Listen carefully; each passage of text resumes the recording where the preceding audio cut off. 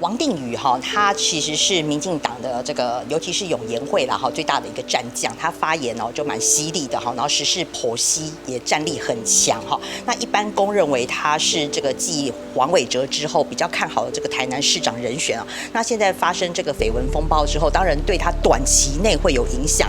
但是你整个去分析整个台南的结构，王定宇他所属的选区还是比较绿，那所以而且再加上这个蓝营没有适当的战将，否则当年也不会派出前国民党主席洪秀柱下来跟他对战，你就可以看出来国民党在这个那一块的经营是比较缺人才的。所以这个再加上王定宇他从这个议员3连霸，然后一直到这个立委连任，所以他的地方实力基础是很强啦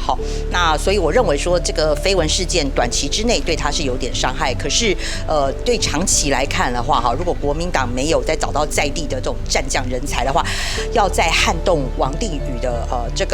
他的这个立委是比较困难啦。可是就是说，对于王定宇长期要布局台南市长这一局的话，可能多多少少还是会有一点损害。因为虽然说民众的记忆力是比较短暂，可是你每到选举的时候这种事情总是会再拿出来炒作一番，尤其被对手拿来攻击的对象。所以现在看起来这个民进党有志要挑战，就是说在黄伟哲之后的接班，现在看起来比较积极的就是有陈亭妃、林俊宪跟王定宇这3个党内他们要先经过初选厮杀。那这件事情之后，确实会对王定宇这个埋上一层阴影啦。不过要看，还是要再看这个，因为县市长毕竟还有再加上这个黄伟哲再做4年的话，还有6年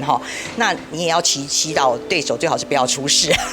所以这件事情就是我觉得短期是伤的，但是长期的话还要再观察。这件事情当然对颜若芳的这个伤害是比较大的了因为先来看一下颜若芳所属的中山大同区它本身就有2位比较在地的老牌议员，王世坚跟梁文杰那这2个本来就是在地经营比较久，那梁文杰又有新系的支持所以基本上这2位的实力是难以撼动。那另外2席的话，就是正国会的陈怡君跟已经退出时代力量的这个林亮君。那等于说陈怡君跟这个颜若芳比较有趣，他们是系出同门，他们本来都是简于晏的助理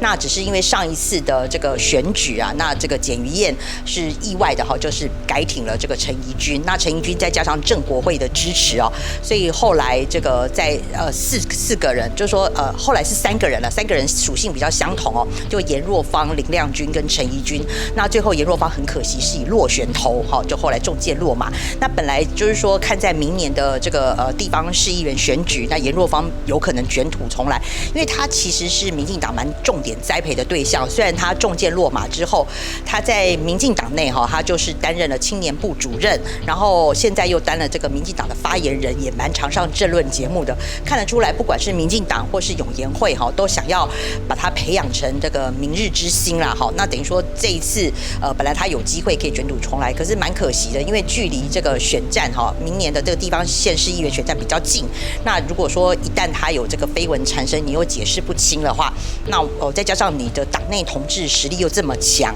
那对他来讲要卷土重来，可能会埋上一层阴影。